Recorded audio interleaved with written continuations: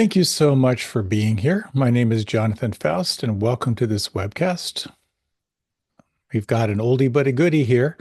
I'm going to be leading a short meditation and introducing this talk on cultivating your relationship to thoughts.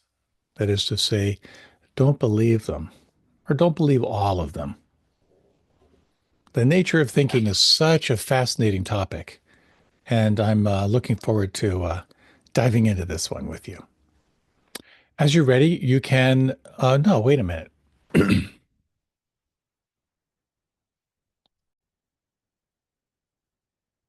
Welcome, welcome, welcome. Jonathan Faust here.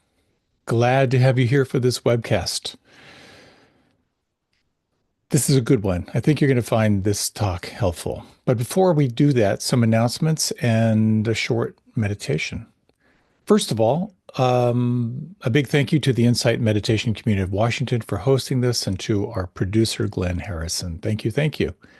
A thank you to Rita Moran, our mindful movement leader. You can go to my Facebook page and website and track that link down for her class, which is just before this one, starting at 6:30 Eastern Standard Time. Also, I've got a newsletter, mostly monthly, always weekly, giving you a little update. I share my best photos from the month or the months. Oh, yes, this is all offered freely. Thank you for your support. The whole idea here is to make these practices available for anyone who is interested without any barriers to entry. That's my intention, and your support is the only way I can make that happen. So thank you. And finally, we are in the countdown for the year of living mindfully, starting in September of this year. This is the 11th year I'm offering the program. It's an amazing journey. I'll leave it at that. If you're interested in a deep dive into sustaining practice, into exploring some truly transformational practices to help you become more aware, more open, more awake, check it out on my website. Those applications are due June 1st. So, one of the things you will encounter, maybe you haven't noticed this in your meditation practice, that thinking kind of dominates. How do you shift your relationship to thoughts? That's the topic. Either we are lost in thought or we are aware of the present moment. Maybe we can be in the present moment and also be aware of thoughts. That's entirely possible. But what happens is we tend to get sidetracked and believe all of our thoughts and go down some pretty crazy little rat holes in meditation and in life itself. Just that in meditation, you become more aware of the thought process. So let's explore in this following short yet brief meditation a way of working with thoughts. As you're ready, you can close your eyes. And you might notice how, with your eyes closed or with a soft gaze, you're automatically shifting your state. You are shifting from the external focus of the mind, and you are electing to turn your attention inward. And you are beginning to shift your attention toward a very interesting and I find compelling inquiry. And that is, what does it mean to be self-aware without judgment?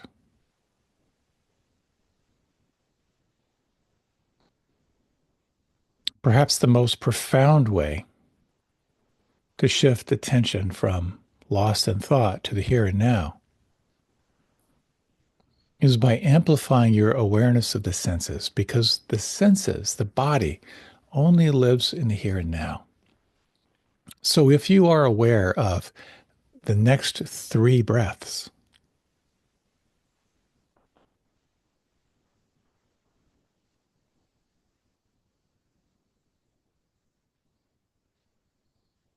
you are guiding your attention back to this present moment. And you might sense right now, where do you feel the breath on the inside?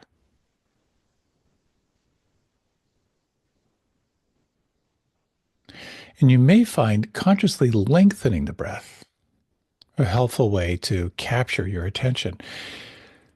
So let's try just a few minutes, if you like, breathing in to the count of 4 and breathing out to the count of 4.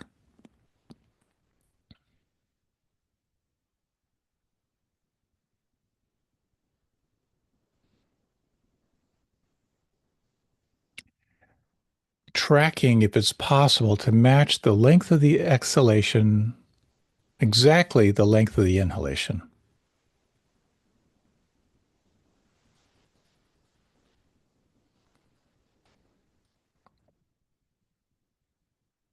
This is coherent breathing. It's a way of cultivating both concentration and relaxation and invoking some interesting brainwave states, matching the length of the in breath with the length of the out breath.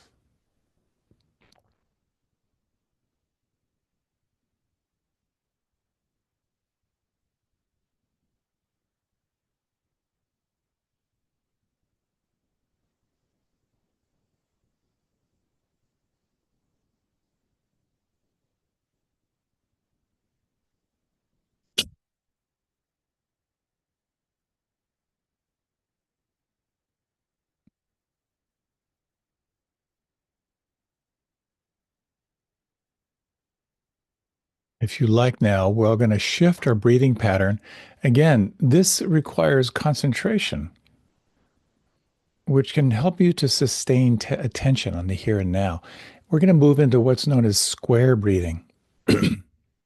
This is a practice of concentration that helps you to become more aware of the present moment. You're inhaling to the count of 4, holding for the count of 4, exhaling for the count of 4, and then holding out for the count of 4. And I'll count the next few rounds. Taking in a nice full inhalation, exhale fully, and now breathing in, 2, 3, 4, hold, 2, 3, 4, exhale, 2, 3, 4, hold out, 2, 3, 4, breathe in, 2, 3, 4, hold, 2, 3, 4, breathe out, 2, 3, 4, hold out, 2, 3, 4, slowing it down a little bit, breathe in, 2, 3, 4, hold, 2, 3, 4, exhale, 2, 3, 4, hold out, 2, 3, 4, continuing on your own for the next minute or so.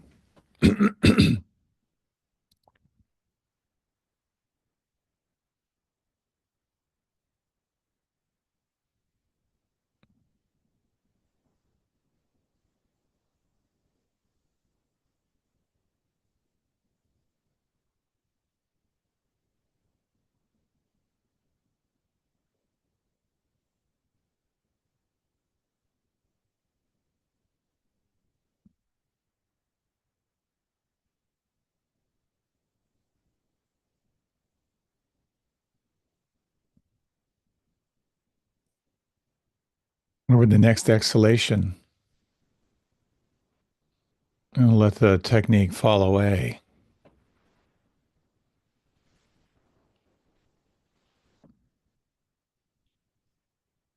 And feel the imprint, feel the effect. And what do you notice? What do you feel?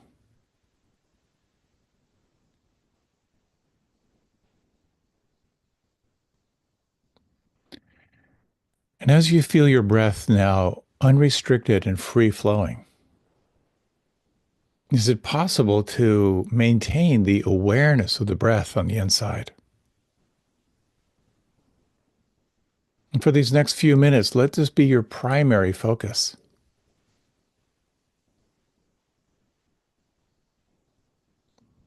Each time you become aware of the thought forms, each time you let go, you are reinforcing the sense of who you are as the observer.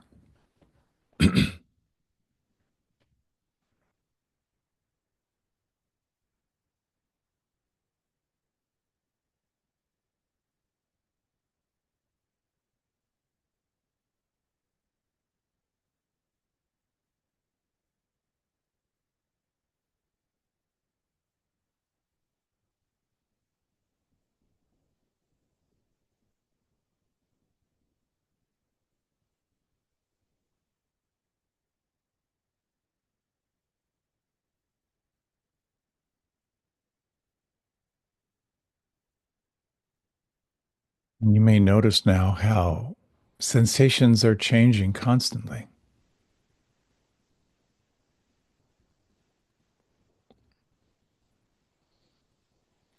And different states are changing, and thought forms are changing constantly. And yet there is something that is aware of all that is changing. And can you imagine this backward step, sensing this quality of the observer, aware of everything that is happening, everything that is changing? From time to time, it might be helpful to refresh your sense of this breath, to re-arrive in the here and now, and then again to widen, open, and allow.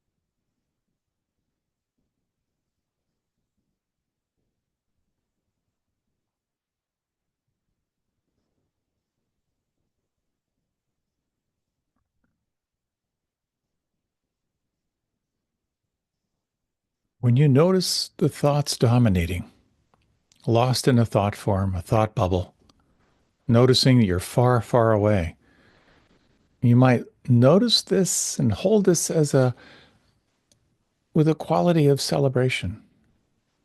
You're letting go, you're re-arriving, you are again awake.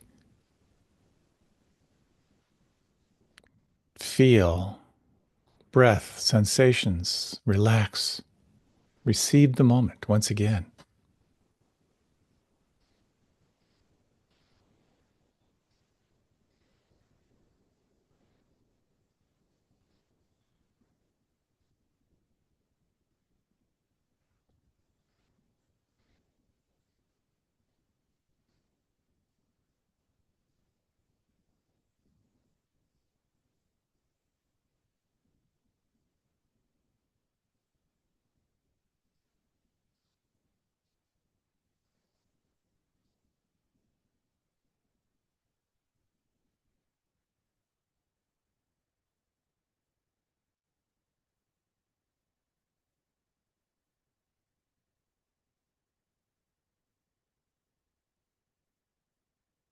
There's an element of our practice which is skillful concentration,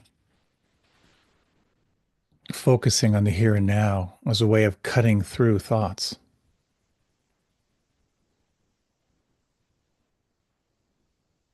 There's another element of observing without judgment or mindfulness that separates identification from thinking.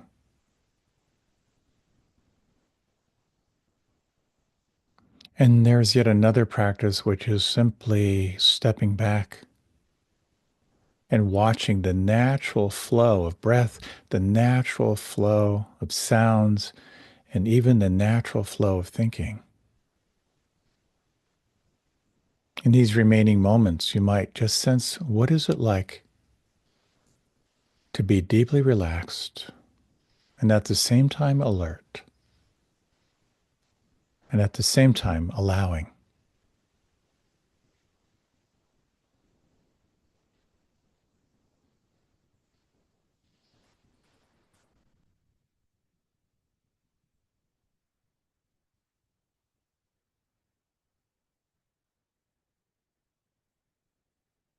And as you deepen your breath, let your body move and shift in any way that feels good for you.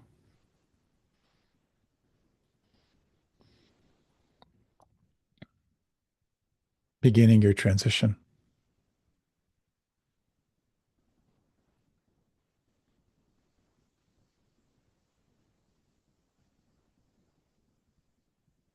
Welcome.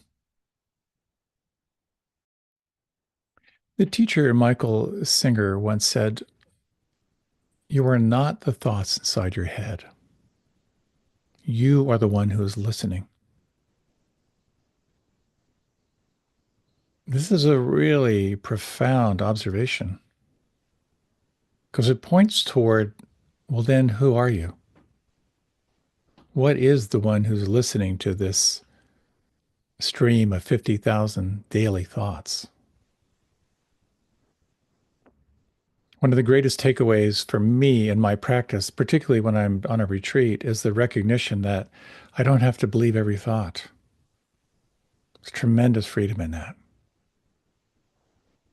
This following talk explores this whole topic of not believing all your thoughts and what happens when you continue to cultivate this sense of self-observation without judgment. What arises when you start to observe the thinking mind itself? I hope you find the following talk helpful, and so many blessings in your practice and everything you are called to in your life. So did something shift for you in that last 30 minutes? As one of my teachers said, if you close your eyes long enough, something will happen. I find sometimes the image of imagining myself as a mountain and being aware of the different weather systems that come and go, it can be a helpful metaphor. It helps us to realize that everything in life is constantly changing. And how we relate to what's changing will determine our level of stress and suffering.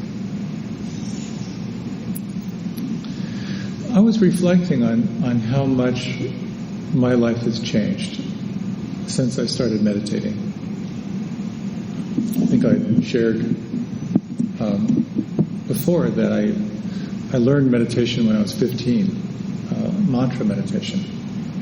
And from the very first experience, I knew that this would be important, and I'd be doing it for the rest of my life. And I think one of the biggest differences for me, because I tend to be an anxious person, I tend toward anxiety and worry. I'm a little bit less anxious, or maybe even a lot less anxious. I'm a little bit less identified with my natural tendency to get caught in worry and anxiety. And I think that that's a very important part of any transformational practice, is we become less reactive and we have more of a capacity to respond. It all comes down to stimulus response. There's a stimulus and we react. Anything we can do to open up that gap between stimulus and response gives us a little more choice, a little more breathing room. So sometimes when I find myself wanting to react, there's a little bit more space where I can begin to actually see the reaction and maybe even choose how I respond.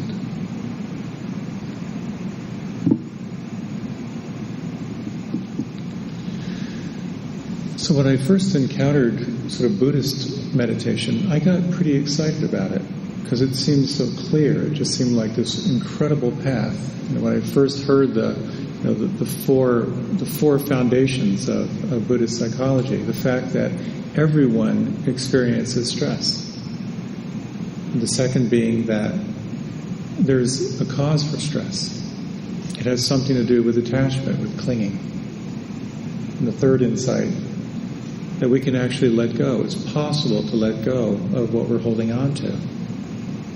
And the fourth being that there's a path. There are practices, technologies that profoundly help us to move from reaction and stress and suffering to more and more of a sense of freedom. So I became a little bit evangelical about it. Maybe you've heard this phrase that says, when I was a Buddhist, I drove everyone crazy. When I was a Buddha, no one minded at all.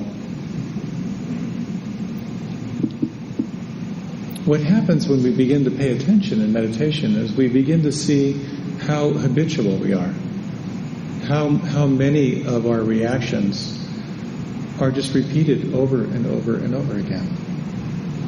Have you ever had that experience of kind of being with family over the holidays and you hear the same stories told with the same inflection as they were told 15 years ago? We're creatures of habit. If you take a bunch of fruit flies and you put them in a jar with a lid on it, the fruit flies will kind of like, they'll fly around in the jar.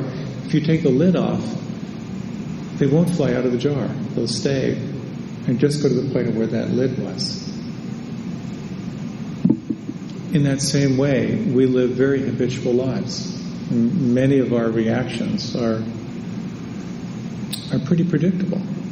And certainly with those you know intimately, you can kind of predict how they'll react. And the question becomes, how do we wake up out of that habitual way of responding to life to one that is actually free, where there's more choice, there's more creativity? And part of it has to do with exploring our relationship to thoughts and to beliefs. I remember once I was on a 2-week meditation retreat. We were in silence and pretty intensive practices. And I was walking from the meditation hall back to my room.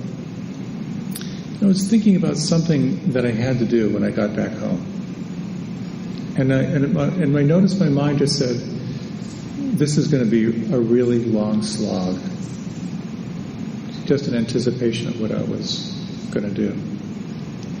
And then a little light bulb came on. And I just thought, do I really believe that? Like, do I really believe it's going to be a long, hard slog? And I actually just sort of stopped and I sort of examined that belief. Here was this belief sort of locked in there that this event was going to be hard. And I just sort of hung out with that belief, and I just thought, what if it's not true? What if it could actually be really fun and easy? And I experienced a real softening of tension. Not the skies didn't open, but I just felt a sense of ease, a sense of freedom from that belief that this was going to be hard. As I continued with that in my meditation practice, I started to notice more and more how many beliefs were just popping up, how many habitual thoughts I had, and I started just questioning every one of these beliefs. And while it was a little bit ungrounding, perhaps, it was also really freeing. So I began to see just how much my thoughts were creating my life and creating my world.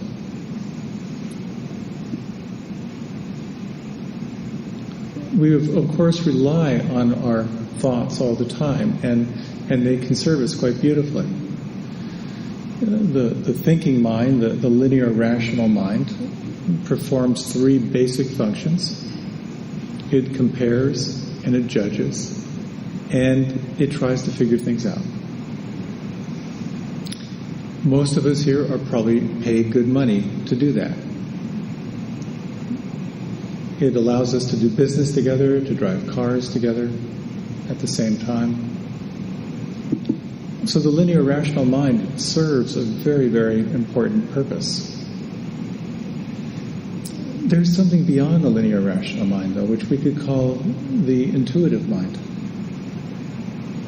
In Buddhist psychology, we call it the Buddhi mind, which is sort of sensing the unconditioned mind, which is oftentimes available to us when we feel a sense of the mystery, when we feel a profound sense of love, when we're just deeply, deeply engaged into something, whether it be an intimate moment or in sports or a task, when you're in that state of flow.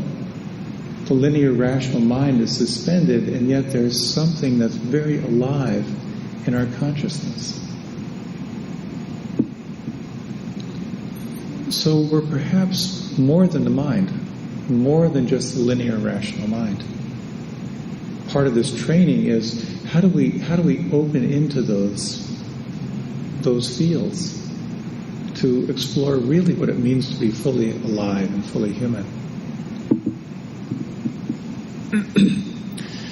There's a term in Pali, in the language of the Buddha, called papancha.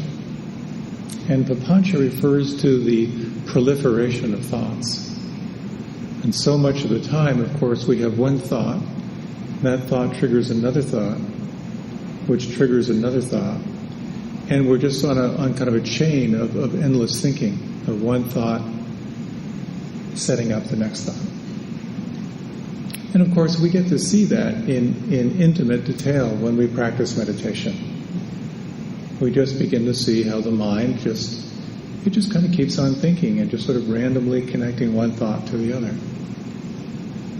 Sometimes magically we wake up and we realize, wow, I've just been on a thought train for the last 20 minutes. And then we can pause and we do this very, very important thing where we shift from the narrative or our story to the experience and to the here and now. There's another term in Pali that's called nipapancha, which is non-proliferation. And in some ways that can describe some of these meditative states where you hear the car go by and you don't add a story to it. It's just sensation arising and sensation passing away. So in those states, through cultivating concentration and paying attention, we can actually kind of stop the proliferation and stay directly with the experience. Oftentimes I've talked about this sort of chain of causality, that there's this pure raw sensation. And that raw sensation is interpreted by the mind as a felt sense, as either pleasant, unpleasant, or neutral. From there, the mind begins a story. I like this, I don't like this. And if the mind goes unchecked, it will continue to think thoughts. And if you think the same thought over and over and over again, it calcifies into a belief. And if the belief goes unchecked, it becomes a habit. It informs your activity. If the habit goes unchecked, it becomes part of your character. And if your character goes unchecked, that becomes your destiny. So in this chain of causality, much of the practice is about guiding your attention to the very first foundation, to the direct experience of sensation in the body. And we notice the mind beginning to proliferate. We can very gently escort it back. And when we do that, every time we can bring the mind back, you're just a little bit less identified with the thinking mind. There might be just a little bit more space, a little bit more freedom.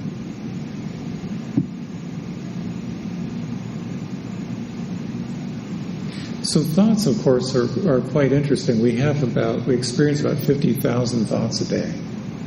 Just kind of an endless stream. And of course, most of those are not originals. They're just sort of reruns from yesterday and the day before.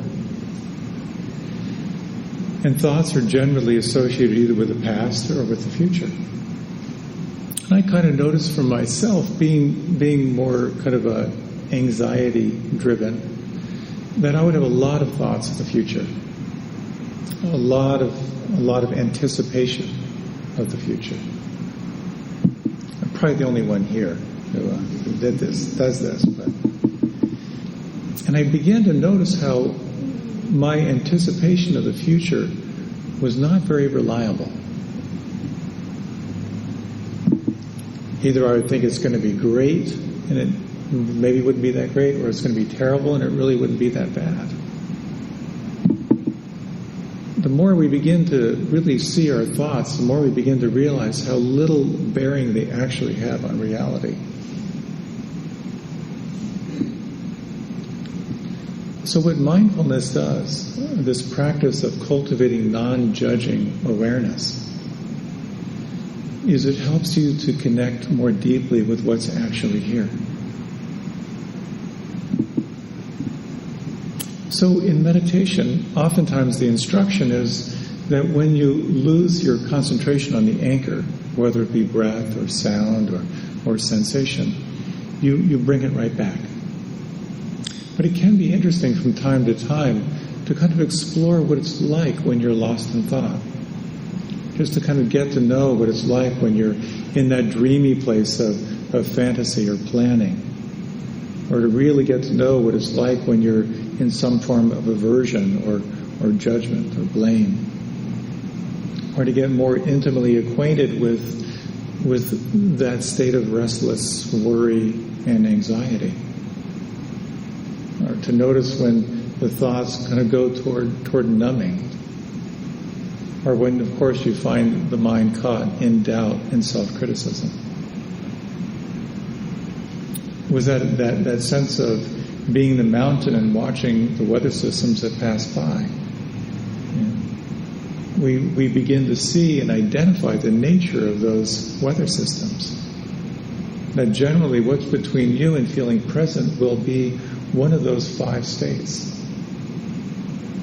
Thoughts that have to do with aversion, of anger, judgment, and blame. Thoughts that have to do with wanting, with planning, with fantasy. The category of thoughts that have to do with worry and anxiety and restlessness. The thoughts that have to do with sort of disassociation, with numbing. And the thoughts that are associated with doubt and self-criticism.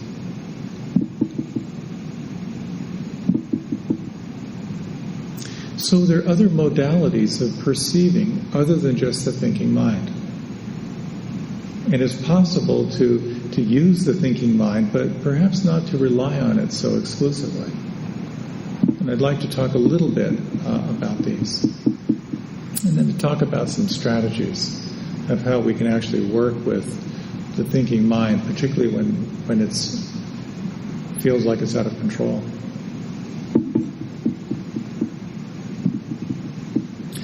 I was in the Peace Corps in West Africa and many years ago, and I taught in a university. And I remember once one of my colleagues was kind of caught in his car and was taking off. I was just hopping on my motorcycle, and I thought, oh no, I missed him. I want to see him. And suddenly, I had this icy feeling in my chest. And this thought occurred to me, where I said, well, I'll catch up with him on the bridge. Something terrible has happened. I had no idea what that might have been. But as I kind of got on my motorcycle and headed toward the one bridge that crossed the Niger River, all the traffic was backed up. And there was a young boy who had been struck by a truck. I was really struck by how did that information land in my system? It certainly didn't come through the linear rational mind. I first felt it as kind of an icy feeling in my chest. And there's this perception that something bad had happened, and for some reason I had associated it with the bridge. The sense of intuitive perception that's beyond the linear rational mind is something I find really quite fascinating. In Malcolm Gladwell's book, Blink, he talks in great detail of just how much information the mind can process in the blink of an eye. And usually your very first impression is ridiculously accurate. We know more and more about what's called the enteric nervous system. The enteric nervous system is the gut. And just how much we can perceive through the gut. And my understanding is Japan, when they say someone has got a really good sense, they touch their gut, they touch the belly. He's got good hara, got a good feel for things. Buddhism speaks of 4 foundations of awareness. This first foundation being the experience of direct sensation, kind of direct, unadulterated sensation. The second foundation is called Vedana, or that felt sense, where instantly you perceive something as pleasant, unpleasant, or neutral. And then you immediately begin to strategize. If it's unpleasant, how do you nuke it or neutralize it? If it's pleasant, how do you get more of it? And if it's neutral, you're going to get bored and you want to find something pleasant, or even something unpleasant is oftentimes better than neutral. Out of that reaction from this felt sense of pleasant, unpleasant, or neutral, the mind, of course, kicks in. I don't like this, I never like this, I don't want this, I'm going to make sure this never happens again. We're locked into reaction. This feels really, really good. How can I get more of it? How can I make sure this isn't taken away from me? Instantly. It just happens without us knowing it.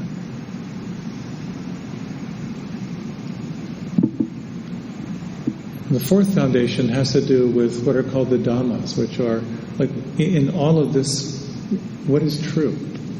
And in Buddhist psychology, there's this recognition of the 4 noble truths, of the 5 hindrances, or the 5 states, and on, these different distinctions about kind of the nature of reality and how we can more skillfully relate to what's actually true in our lives.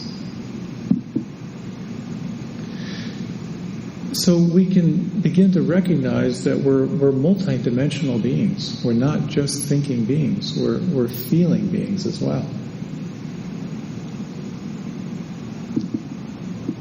And the question becomes, how do we work with all of this? How do we find our way in a way that's skillful, that moves us from stress to freedom?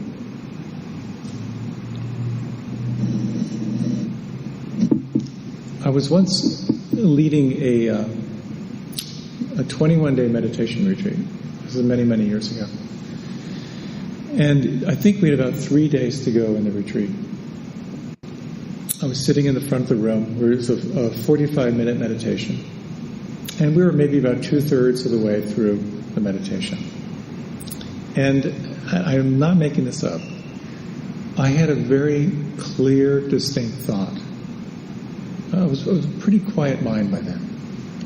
And the thought went like this. When I get home on Sunday, I'm going to cook my husband a really wonderful meal so that he'll sit and listen to me while I tell him what happened to me while I was here. And I actually opened my eyes. And I looked around because I thought maybe someone had whispered it and I had heard it. All I could do was close my eyes again, because I was meditating, and I realized quite distinctly that was not my thought. I just thought someone else's thought. But then I started freaking out a little bit, because then I started wondering how many of the thoughts I'm thinking are actually mine. Jack Kornfield says the best thing about meditating in a group is if you're having particularly insane thoughts, you can blame them on the person behind you.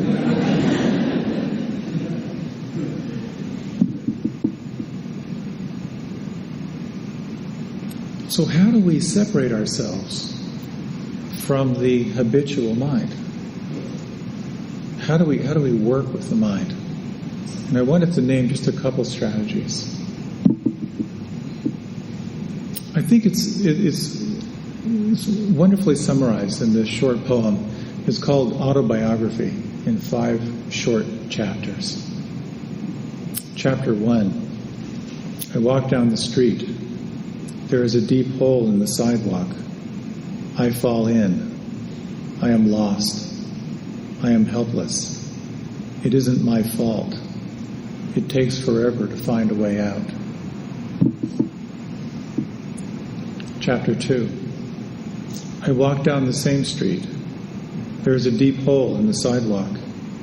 I pretend I don't see it. I fall in again. I can't believe I am in the same place. But it isn't my fault. It still takes a long time to get out. Chapter 3. I walk down the same street. There is a deep hole in the sidewalk. I see it is there. I still fall in. It's a habit. My eyes are open. I know where I am. It is my fault. I get out immediately. Chapter 4. I walk down the same street. There is a deep hole in the sidewalk. I walk around it. Chapter 5. I walk down another street.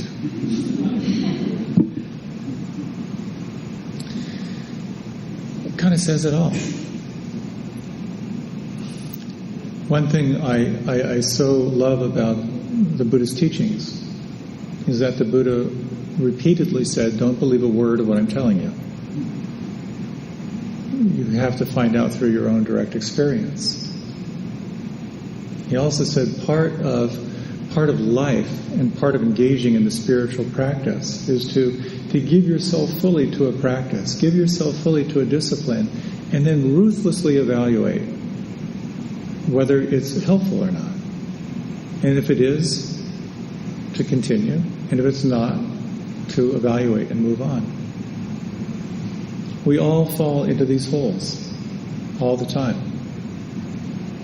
Mindfulness, or non-judging awareness, can be a wonderful tool for beginning to recognize not only the fact that we've fallen in a hole, but to realize that there may be other options. So, a few strategies for how to work with the mind.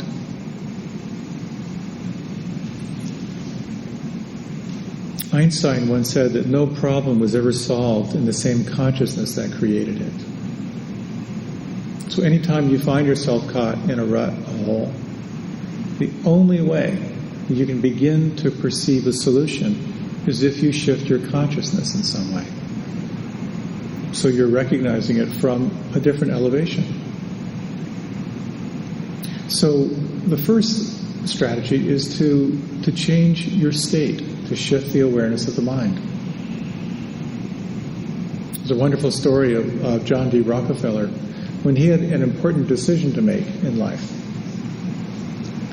He would go to the club and he would golf around, and then he would go to his room and he would take a nap. And at the end of the nap, he would have his solution. That was kind of his ritual.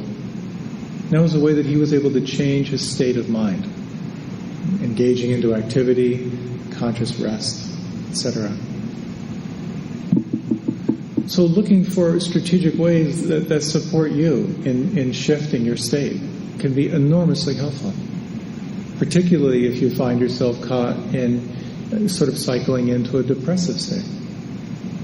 There are studies upon studies upon studies that are demonstrating that exercise is one of the most powerful things you can do.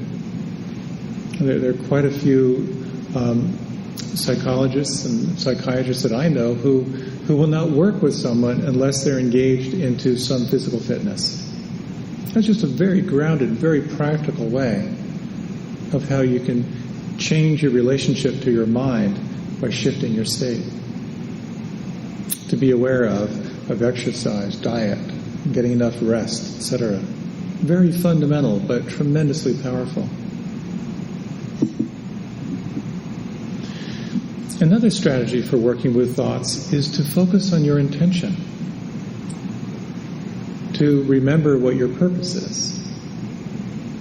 Oftentimes when we're caught in reaction, we're on some hamster wheel of circular thinking.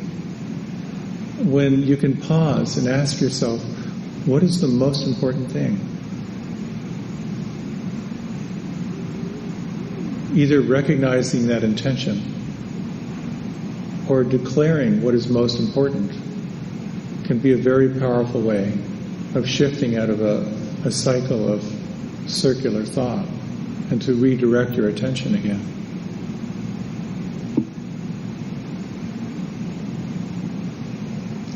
Third strategy, which the Buddha talked about, is to incline your mind toward positive states. It was described, the translation is gladdening the mind. I have a good friend who teaches a lot about gladdening the mind. And he begins every meditation with a reflection on everyone who's been kind to him in his life. So it takes him maybe 3 to 5 minutes. Either he goes through them very, very quickly or not that many people were kind to him. But just reflecting on what you feel grateful for. And who's been unexpectedly kind toward you. It will begin to shift your consciousness. Wherever the attention goes, the energy flows. As I described before, I have ridden motorcycles most of my life, and I've read lots of books on how not to die riding motorcycles. And the classic example is when you're trained to go through tight curves, either on a motorcycle or a car, that when you enter into the curve, you keep your eyes fixated on the exit of the curve. And just by holding your attention on the exit of the curve, your chances of following the trajectory are much, much higher. It's when you begin to lose control and you see the tree and start fixating on the tree, you'll go right into the tree. So reflecting on what you feel grateful for, of what gladdens the heart, tremendously powerful. How that can not only shift your thoughts, but it also changes your physiology. We know now from functional MRIs that directing the mind toward things which are gladdening, things which are connecting, light up different parts of the brain.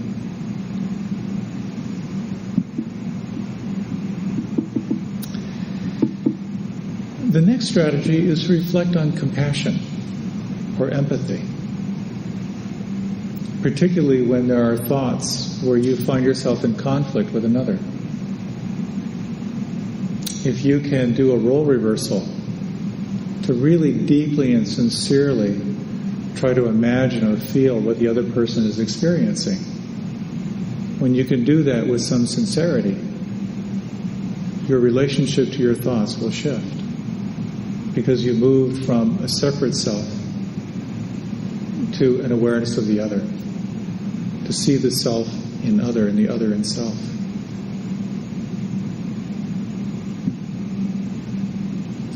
And the fifth strategy is to be aware of awareness.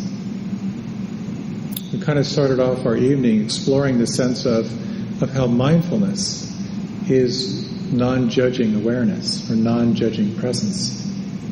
And that is what we're practicing. We're practicing self-observation without judgment. Simply by being aware of what's there can create a very profound shift. Just to be able to see it and name it and recognize it.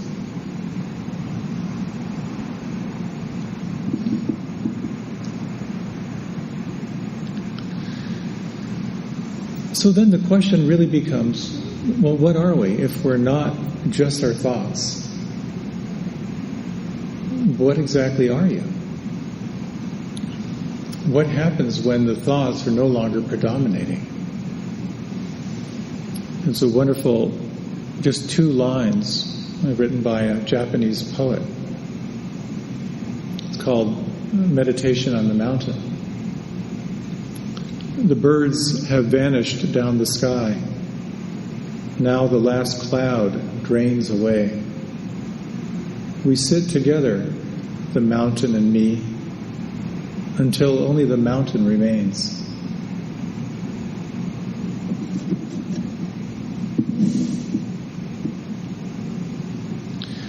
So perhaps we can do a little reflection on this. If you like, you can close your eyes.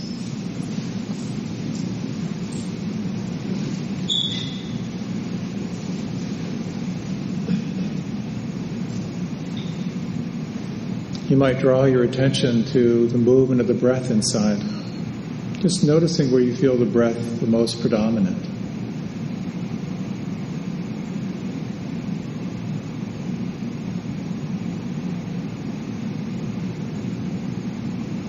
And if you like, you might just feel what it's like to open the sense doors.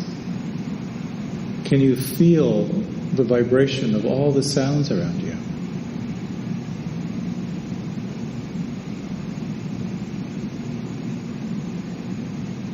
Can you register the temperature, the texture of the air against your skin?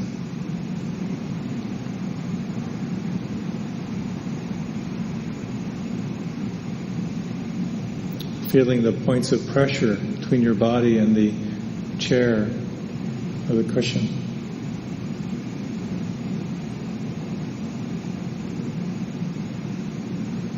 Internally, you might just sense the perception of any warmth or coolness.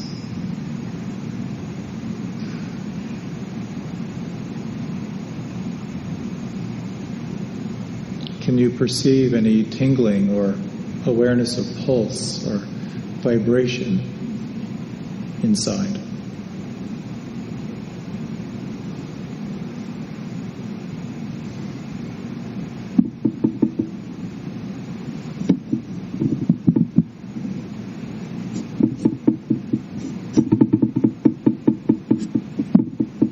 You might sense just the perception of taste and smell, perception of light beyond your closed eyes.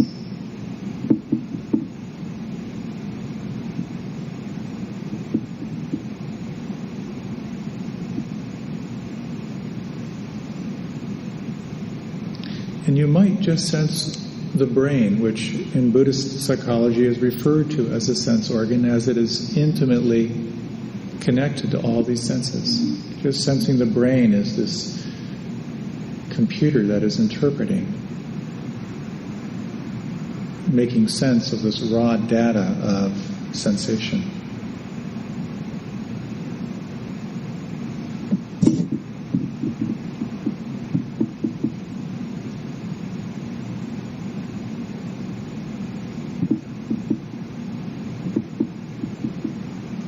Can you detect here this movement of sensation into pleasant, unpleasant, and neutral?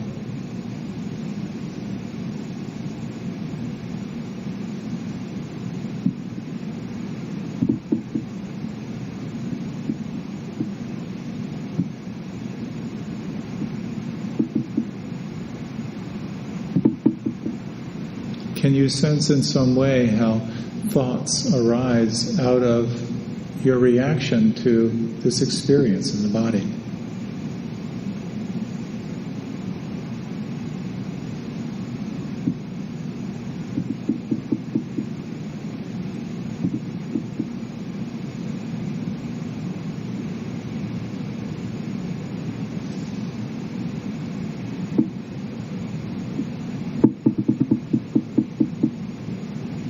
And can you sense who you are as the observer of all this phenomena arising and changing?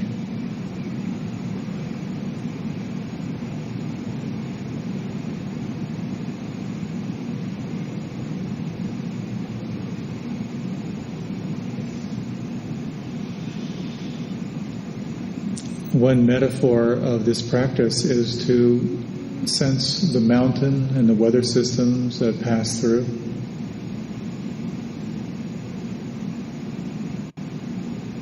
Another metaphor, as described in this poem by Rumi,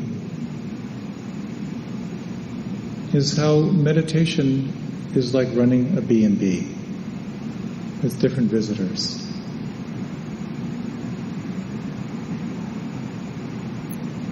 This being human is a guest house. Every morning a new arrival,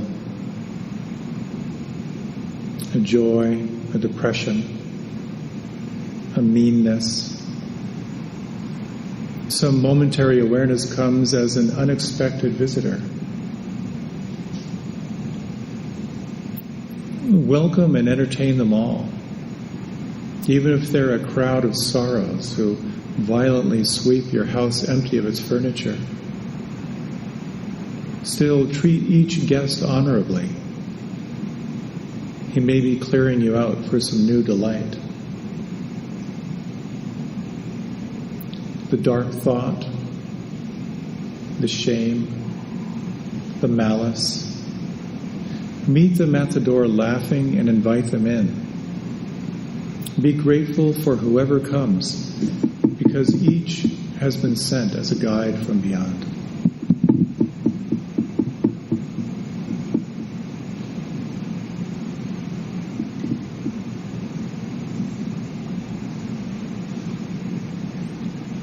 This mind, which is so consumed with past and future,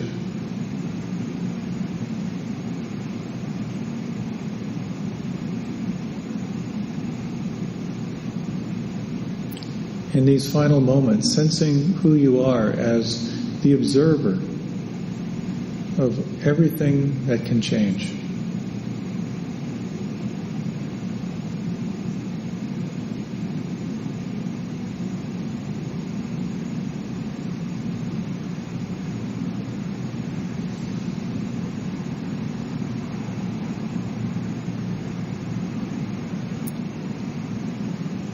We'll close with these words from the Buddha.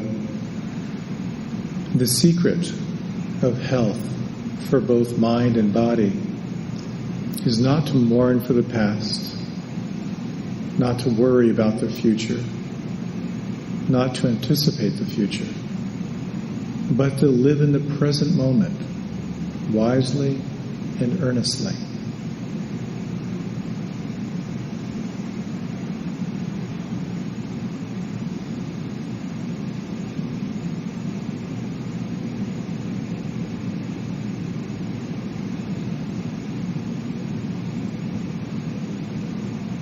As you're ready, gently deepening the breath.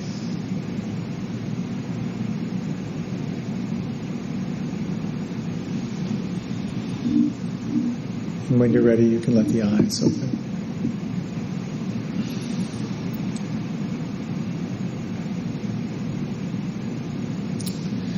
Thank you for your kind attention. May you and your thoughts have a wonderful evening together and beyond. A couple of quick announcements. We'll keep you abreast of the parking lot issues. Right now it looks like we kind of have a green light for at least another couple of weeks. So, and again, if you feel inspired to make a contribution to the construction fund, that would be great. If you'd like to be on the mailing list, you can sign up in the back, and I'll make sure you're on that. And as always, just thank you for your generosity that supports this class and supports the church and IMCW and myself. I'll just close with one last thing. You may have heard this one. René Descartes, his whole relationship to the mind. I think, therefore I am. You may have heard that at the very end of his life, he went into a bar. He had a beer, and the bartender said, "Would you like another?" And he said, "I think not," and he disappeared.